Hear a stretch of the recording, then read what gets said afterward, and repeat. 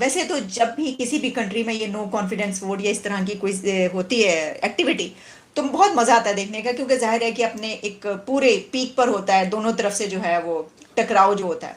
में उनका home minister साहब, ये उन्होंने भी बात की है, और अमित शाह साहब ने पार्लियामेंट के अंदर, और उन्होंने कहा कि हम स्वीपिंग चेंजेस कर रहे हैं लॉज के अंदर। देखें, इस खित्ते ने आजादी तो अंग्रेजों से हासिल की, पर ये जो पाकिस्तान नाम की एंटिटी स्टेट है जो है, इसने अंग्रेजों से आजादी हासिल नहीं की, ये बना था।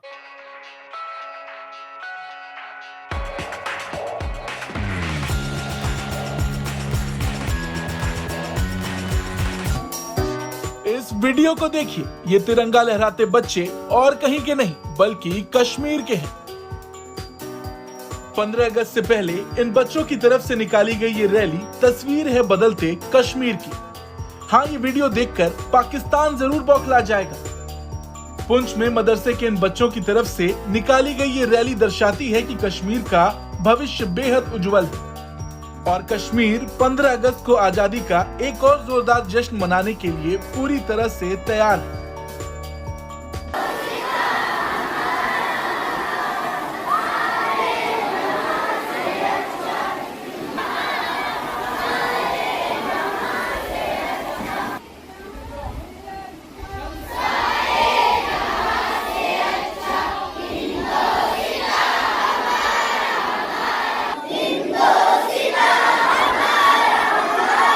कश्मीर में मदरसे के बच्चों की तरफ से निकाली गई रैली देखकर पूरा देश गदगद है। धारा 370 हटने के बाद से कश्मीर की बदलती सूरत का ये एक छोटा सा उदाहरण है। और ये एक बड़ा, जैसे वो कहते हैं ना कि एक बड़ी इम्पोर्टेंट डेवलपमेंट है, अगर आप इसको लार्जली देखें, कि हम एक तरफ पाकिस्तान है, वो कह रहे हैं जनाब कि हमारे पास एक ऐसी पार्लियामेंट है जो मर्डर करती है डेमोक्रेसी को, और फिर हम कहते हैं जी कि भारत के ये मसले हैं, वो मसले हैं, लेकिन at least the parliament has the courage.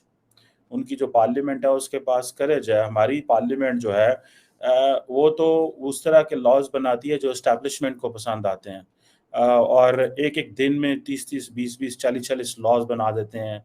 Parliament में काम नहीं होता, या उसको जो प्रॉपर जो उनकी जो होती हैं कमेटीज़ होती हैं उनमें डिस्कस नहीं किया जाता।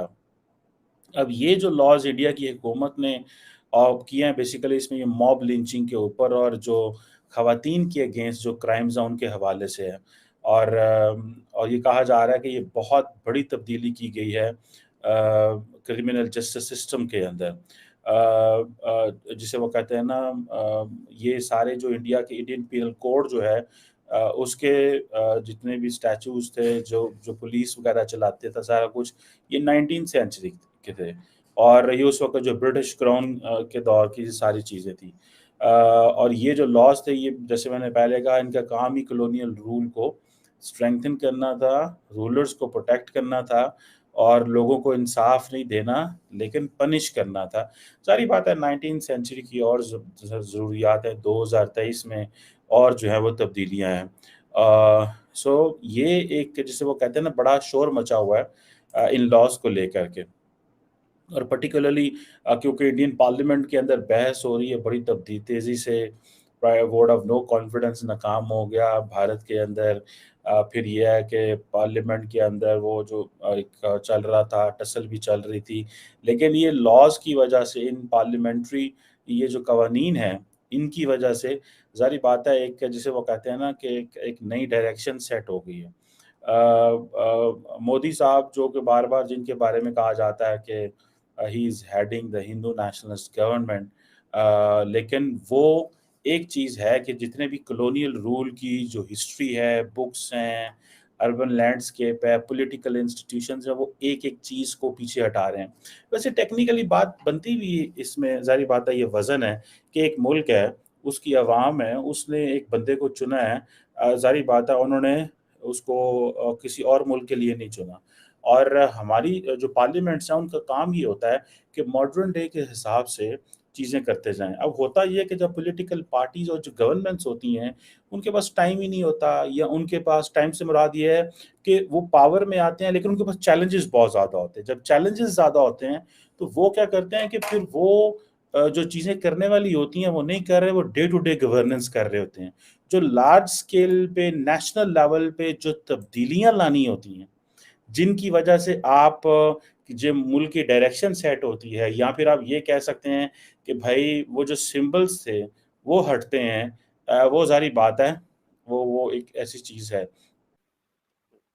ठीक है, खित्ते ने, इस जमीन ने, अच्छा इस जमीन के भी सारे हिस्से नहीं, ये भी एक अलग चीज है, क्योंकि अगर आप बलूचिस्तान वाले हिस्से की बात करेंगे, उनको आजादी हमसे पहले मिली थी, 3-4 दिन पहले। तो उस जमीन की, उस खित्ते के लोगों की आजादी पहले की है, इस खित्ते की किसी के पंजाब सिंध की आजादी 14, अच्छा बाय द वे हमारी आजादी भी 15 अगस्त को ही हुई थी, पर जिन्ना साहब को था कि हम एक दिन बड़े होंगे, इंडिया से हमें बड़ा होना, तो वो 14 को कर दिया। आपको पता है 48 और 49 में, ये 2 साल 48-49 हमने 15 अगस्त को ही बनाई है। फिर 1950 से ये हो गया, 1950 से फिर ये हुआ कि अब हम 14 अगस्त को बनाएंगे। ऑफिशियल उसकी क्या डॉक्यूमेंट आप वजह है? निकालें। उस अब देखिए, पहले 2 साल आपने बोला कि जी हमने 15 अगस्त को मनाई, तो बाद में 14 अगस्त इस वजह से कर दी कि जी वो इंडिया वाले मनाते हैं 15 अगस्त को, हम भी वो मनाएंगे। तो एक दिन पहले मनाने से कौन सा हमने तीर मार लिया फिर? नहीं सर, आपने जो ये चीज बोली ना कि एक दिन बनाने से भी कौन सा क्या हो जाएगा, क्या बिगड़ जाएगा, उससे भी कुछ बिगड़ तो कुछ भी नहीं जाएगा, सभी को पता है कि भाई तुम इसी से लिख ले। पर वो क्या, आइडेंटिटी क्राइसिस भी है ना हमें। 15 अगस्त को जब बनाते हैं तो एक क्लियर कट पूरी दुनिया में आपको इंपॉर्टेंस दिखेगी। आज इस 15 अगस्त को अमेरिका में नेशनल डेमोक्रेटिक डे अनाउंस होगा। ये बिल पेश किया गया है यूएस कांग्रेस में, और जो अमेरिका में जितने भी इंडियन ओरिजिन कांग्रेस में जितने भी बंदे हैं, वो सारे 15 अगस्त को इंडिया आ रहे हैं। वो वो कह रहे हैं कि world oldest democracy, world largest democracy, तो 15 अगस्त को वर्ल्ड डेमोक्रेटिक डे बनाना चाहिए। ये बिल पास हुआ है। तो सर अब ये देखें ना, इंडिया के साथ बहुत सारे मसले भी है ना, आप ओवरशेडो हो जाते। ये चीज मेरे दिमाग में आई बचपन, मुझे जब पहली दफा पता चला, तो जब मैंने पूछा तो वो बोलते हैं देखो ये चीज था, मसला था। तो मैंने बोला फिर 16 क्यों नहीं किया, 14 क्यों किया? बोलते हैं फिर बड़ा भी तो दिखाना है ना अपने आप को कि हम इंडिया के बाप है। पर वो दिखाने में ही हुए, बोलने में ही बाप बने हम, बाकी तो कहीं पे भी बाप नहीं है। सर दीपक भाई, वही बात है ना, किसी एक चीज में आप बता दें कि आप बड़े हैं इंडिया से, किसी एक चीज में बता दें। सर एक टाइम अगर आपसे मुझे करीब 40 साल पहले पूछते तो 2-3 चीजें तो मैं बता ही देता, अब आज तो कुछ भी नहीं बता सकता। बड़े तो छोड़े, करीब में ही नहीं है किसी एक चीज में, करीब भी नहीं है। 40 साल पहले तो ऐसी 4-5 चीजें थी जहां पर हम इंडिया से आगे थे, इंडस्ट्रीज की, इकोनॉमिकली बात कर रहा हूँ, हम आगे थे। पर बस वो ही बात है ना, हमारी डायरेक्शन, हमारा पाथवे, ये माइंडसेट आप देख लेना 47 में माइंडसेट क्या था हमारा, तो आप खुद देख लें।